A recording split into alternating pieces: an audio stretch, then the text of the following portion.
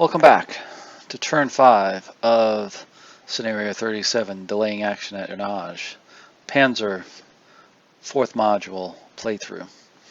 Welcome back to the 5th turn. We are potentially moving forward, slowly but surely, attacking the French, trying not to get too far ahead of ourselves because we are getting into a little bit of a trap forming up here that we've got to be very, very careful about. If you notice here with our units, and let me see if I can draw this out here for you a little bit, is that we have some attacks here that can be pretty dangerous. If we look here, they can shoot at us this way, these guys over here, and these guys over here, as well as up through here, and even over in here, like that, as we come down this road. So this key junction here is going to be pretty critical for us. So we've got to be very, very careful in our advance.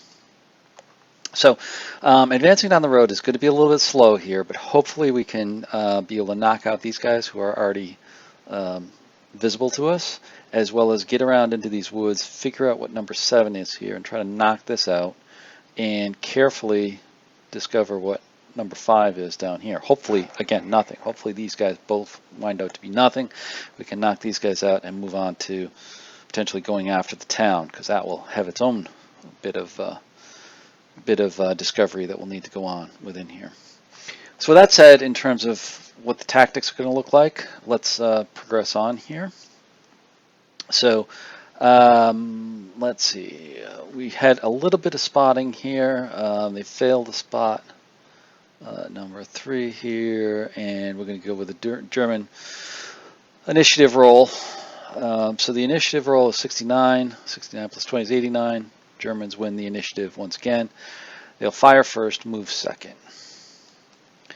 So with that, we're going to have the Panzer IV D 203, which I think is this guy up here, or is back here. He's around here someplace. He's going to take a shot. I may have a. He's going to take a shot at the H-39 over here, or 35 over here. I think it may have been this guy here, Panzer. This guy's shooting at him over there. So anyways, we'll progress on here. So checking for his command to see if he was moving. He's not. He's going to actually be firing. So the to hit chance on this guy is going to be 45%. The shot is 68. That is a miss. So moving on. Now 204 is going to fire at him over here as well. And he is just checking for range for potential opportunity fire if need be. And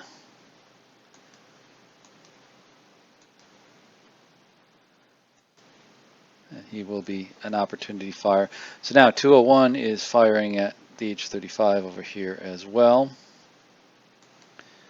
And he's looking at a range of 6.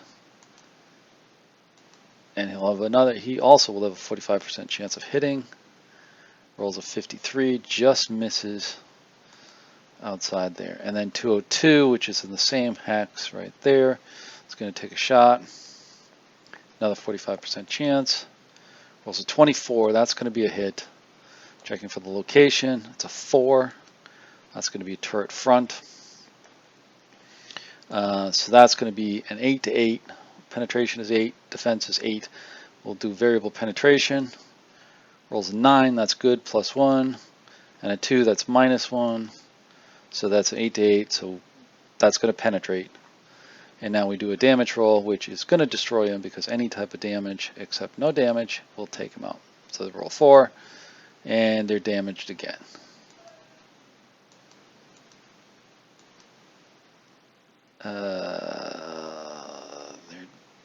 Yeah. Checks for bailout. No bailout. and they stay with the tank. Okay, so the rifle is going to be shooting at the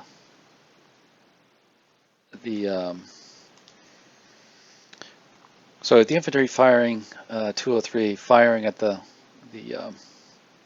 AT gun right over here. This guy right in this hex. There he is. Trying to suppress him or trying to kill him, even though he's suppressed. It's going to be a 5-3. It's going to be a 72 or greater will be effective. 71 to 43 will be suppressed. So he misses. And he's marked as spot fired. That's small arms, by the way. Now 303, which is just above him there, is going to fire at the same target right here. So that's 303 right there. And he's going to roll a 15. So he misses as well. That's not good. Next, do a little bit of range checking to see how far that is. He's within range, so we're going to have the 251-10 fire smoke into that hex, and he rolls a 4. That's success. So they place smoke in there. Okay, so we're getting a little bit of blockage there, so we can potentially move them up. Next one.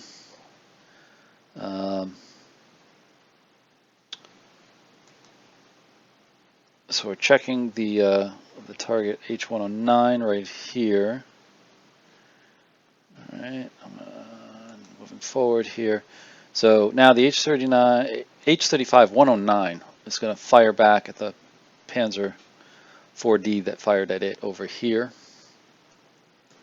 So he's got a 5% chance to hit with that because he's firing through smoke, and he rolls a 19, close but not quite there, and that's a miss. Now French Overwatch fire. We're going to have number 15 firing at the 204. They're just within range. It's going to be a 45% chance. It's a miss. Oh, that's right. I undid that. Apologize for that. Because they were out of range. I looked it up, and their range is only 9 for the guns. So if we look at it over here, we look at the AT guns for the French. You'll see that their range is 9 for medium. So that's just out of range. So we can't fire at them over there. They can only engage at a medium range or less based upon our solo rules. So moving forward, we're going to have our S-35 do a command check. 203, which is down to the south here. This guy right here. Rolls an 85, which is a hull down and no command for the turn. We're going to check our C-47, which is down here. And he rolls his command check 55, which is going to be a fire. And he checks his range. He actually checks his range to the forward observer. He's the closest one in range. Again, range 9. So all the half-tracks, tanks, and everything are out of range. But he does have the infantry over there. He does have the infantry here, but he is unspotted, even though he's fired. Remember, it's small arms fire. So he's going to look to the forward observer to potentially fire at. So he's going to fire at them. The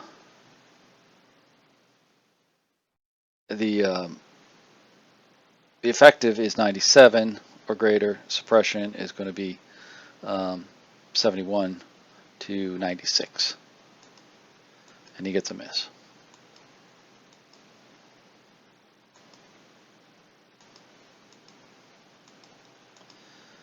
And then the S-35-202, he's going to do his command check. He again gets a fire command. Fires at the observer. Pretty much the same thing. He should be within range there. So he's going to fire. He actually rolls a 91, which suppresses them. And now we move on to our French movement. French don't have any movement. There's nothing moving over there. So it goes over to the German movement. And again, this is where we're going to again try to get our units up over into here and down here a little bit. I'd like to get them all behind this particular hedgerow right here. I want to get them behind here so that they'll be protected from the guns to the south and engage these units right down here. That's the plan. So the movement for this, as we go through, we're going to have some of our infantry start to move up into the woods up here to try to figure out what this unit is up there, if anything.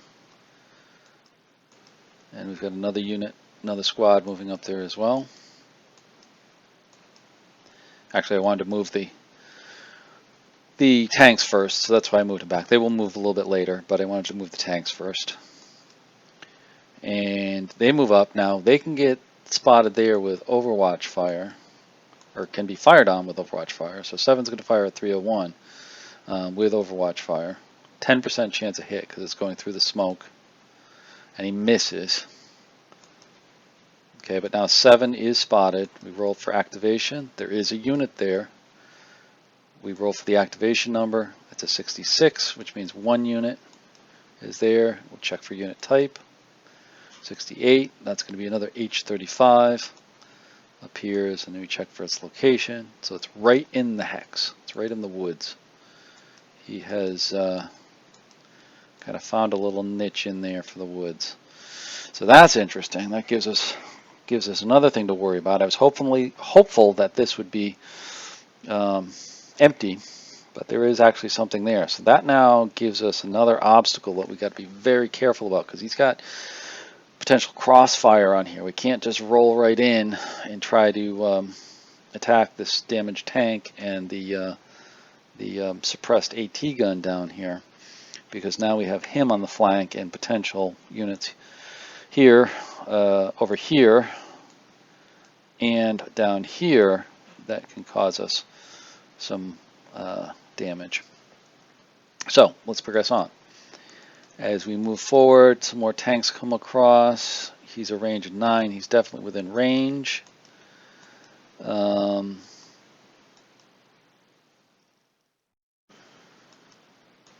they've moved up.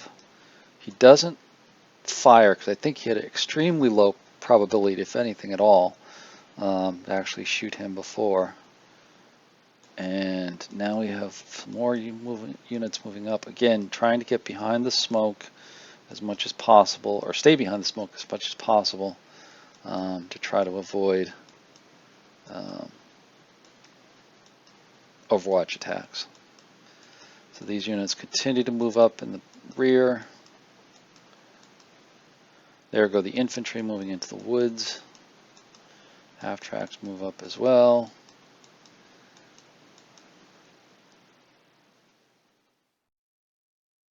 Okay.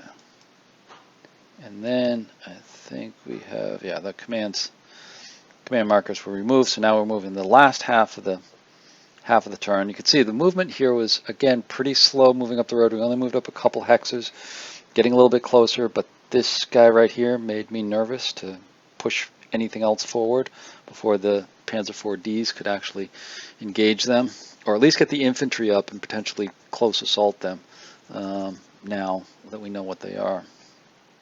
So with that, we move on to the markers phase, where the CA-47 down here is going to try to recover. Now they were under fire, so they're going to get some DRMs on here. So they do roll a 41, so they are recovered.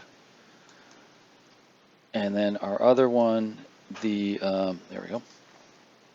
The other one is the forward observer. He moves from suppression on to suppression off, over there by the hedgerows.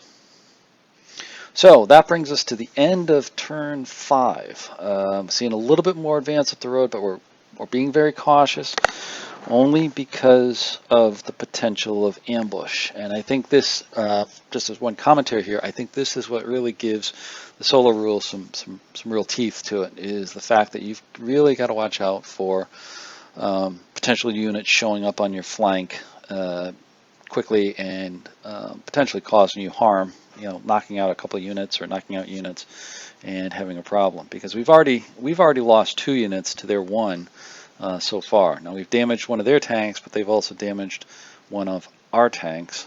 That Panzer 2C, that Recon Panzer Unit 2C, was damaged there as well.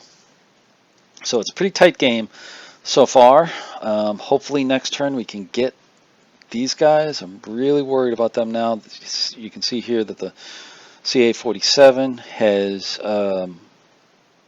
has now recovered, so they're going to be able to shoot at us. So we're going to have to pound them pretty quickly to get some suppression back on them, and hopefully we win the initiative to do that, or get some smoke over here at least to cover this way, because they've got a good chance of killing something over here on the next turn if they're not stopped. The H-35 up here potentially has got some flank shots, or I shouldn't say flank shots, but hull side shots, turret side shots on these tanks up here, which could be a danger, as well as these guys down here are very dangerous. Luckily they're not moving yet, but they do have some potential to fire up into here. We'll just need to stay out of range, provide some smoke cover over here as well, to keep the enemy at bay. So with that, that's the end of turn 5. Hope you're enjoying this. I see some good comments from people, so I thank you for those. And keep watching, and we'll be back with you with turn 6 very soon. Thanks a lot. Bye-bye.